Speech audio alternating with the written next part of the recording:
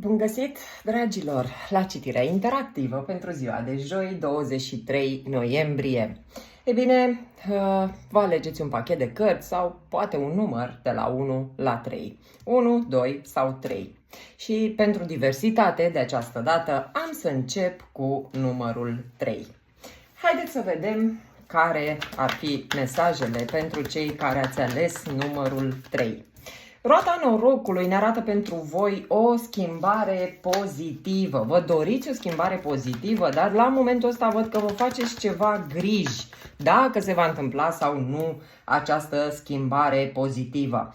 Ei bine, poate e vorba de o schimbare în relațiile tale, poate, știu eu, o schimbare în aspectul tău financiar.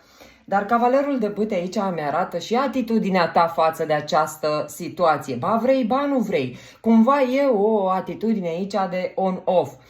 Cel mai probabil îți dorești foarte tare schimbarea, dar scenariile negative care tot îți apar în minte sau gândurile acelea negative te opresc din a crede că schimbarea va fi una pozitivă.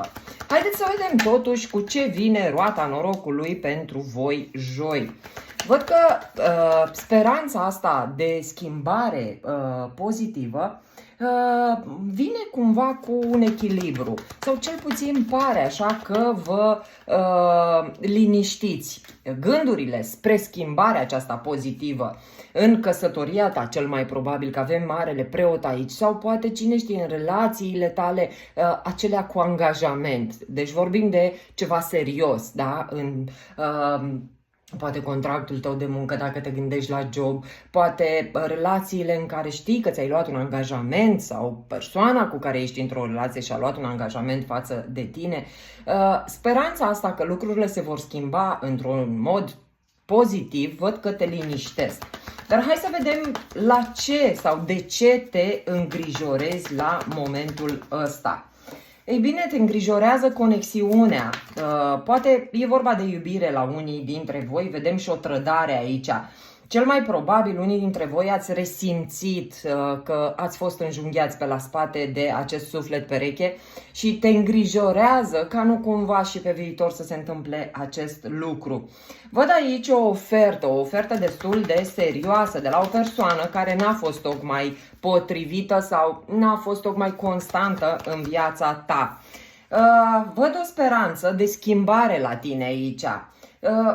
Este o situație, cel puțin așa o conturez eu la momentul ăsta, de iubire. Pentru aceia dintre voi care nu vă regăsiți într-o situație de iubire ca cea descrisă de mine, cel mai probabil etalarea nu este pentru voi.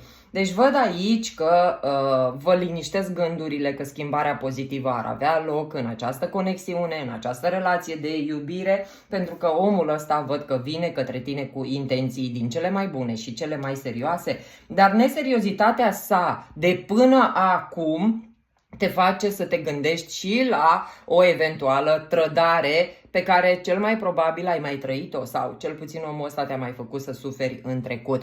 Ei bine, ziua de joi aduce la tine o schimbare pozitivă, o ofertă care pare foarte serioasă față de cu ce a venit până acum în viața ta acest om și văd că ai mari speranțe, dar grijile se pare că încă vor fi acolo în mintea ta. Pentru că vorbim de 9 de spade, e clar că sunt griji doar mentale, da?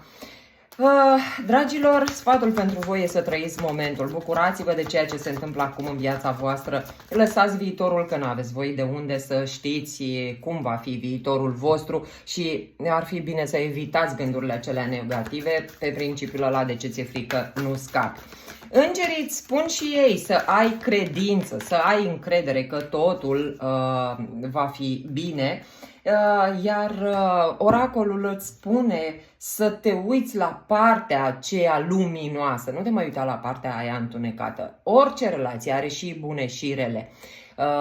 Partea pe care tu te concentrezi, aceea crește, aceea se extinde. Așa că de ce să nu ne uităm la părțile bune și să le creștem pe alea? Haideți să ne uităm la părțile pozitive, da? Și să încercăm să facem din alea mai multe decât să ne uităm la ce nu ne place în relația noastră și să dăm ocazia să se întâmple ceva neplăcut.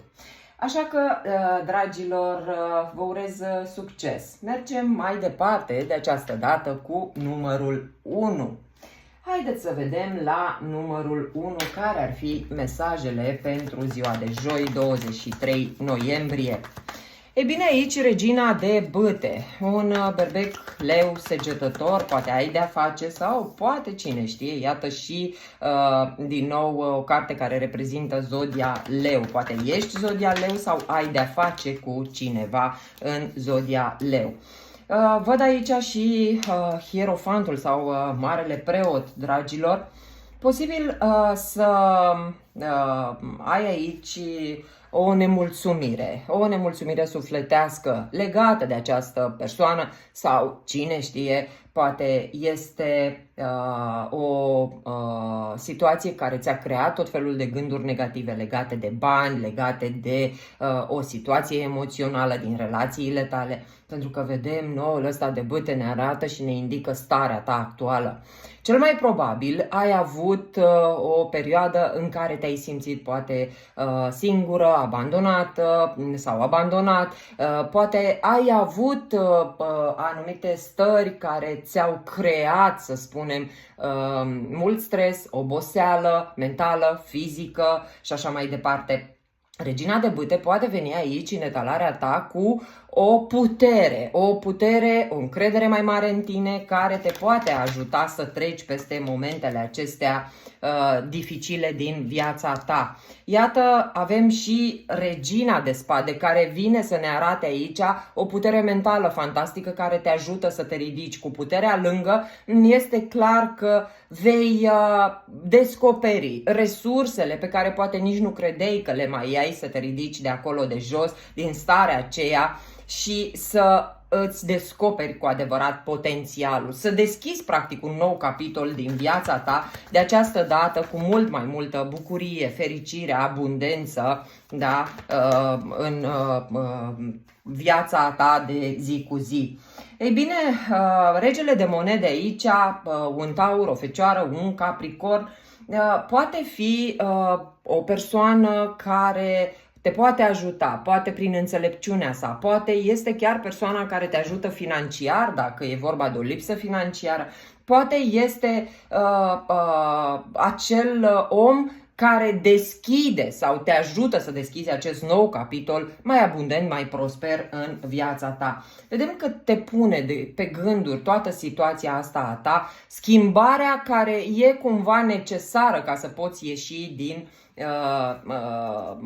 ceea ce a fost până acum în viața ta. E ca și când conștientizezi că e nevoie de o schimbare, că e nevoie să îți redescoperi potențialul și puterea de a te ridica de acolo ca să poți să îți revii. Vedem că vei avea acele energii de care tu ai nevoie ca să poți să mergi mai departe. E bine, dragilor, sfatul pentru voi ar fi să vă faceți o perspectivă diferită. De cele mai multe ori, când suntem prinși într-o situație neplăcută, gândurile noastre predominante sunt cele negative și despre situații și despre oamenii implicați în acea situație. Odată cu schimbarea percepției tale despre oameni, despre situația ta, să știți că și viața se schimbă. Așa cum spun mari înțelepți, schimbarea începe cu noi și din noi. Dragilor, situația se va îmbunătăți. Iată, pentru aceia dintre voi care sunteți mai pesimiști și credeți că e imposibil să ieșiți din situația greoaie în care vă aflați, situația cu siguranță se va îmbunătăți. Mai avem o confirmare din partea îngerilor. Respiră sau mai bine spus relaxează-te. Relaxează-te că totul se va așeza exact așa cum tu îți dorești. Doamne ajută așa să fie și să avem parte de schimbări pozitive cu toții, pentru că toți ne dorim acest lucru. Bun, mergem mai departe cu numărul 2.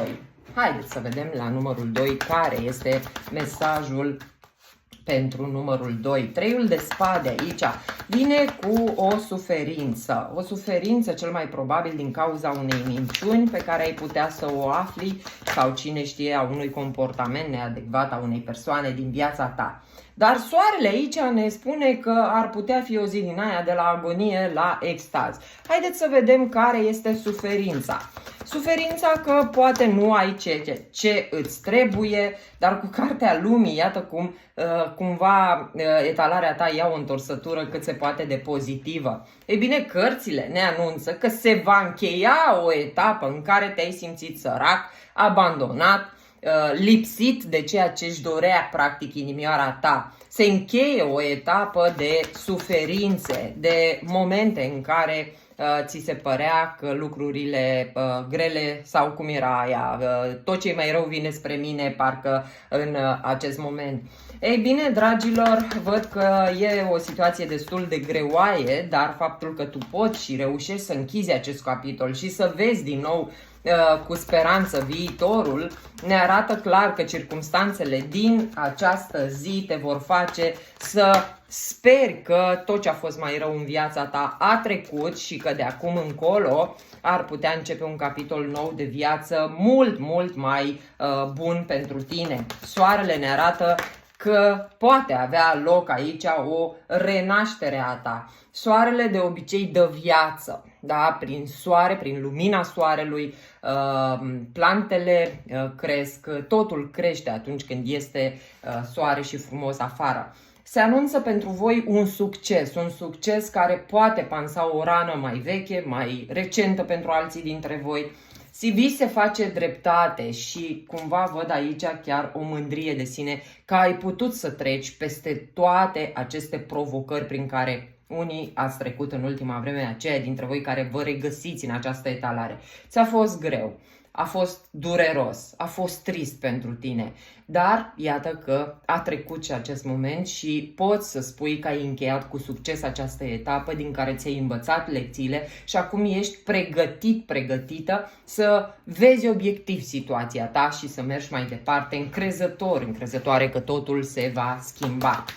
Haideți să vedem care este sfatul pentru aceia care v-ați ales numărul 2. Sfatul pentru voi este să pui punct și de la capăt. Cu alte cuvinte, nu te lăsa influențată de tot ce a fost până acum. Trecutul e trecut și rămâne în trecut, oricum nu-l mai poți schimba. Pune punct și transformă acea energie, transformă-o în ceva pozitiv și mergi mai departe cu viața ta. Se anunță abundență, dragilor, pentru voi. Cumva este exact ceea ce am intuit.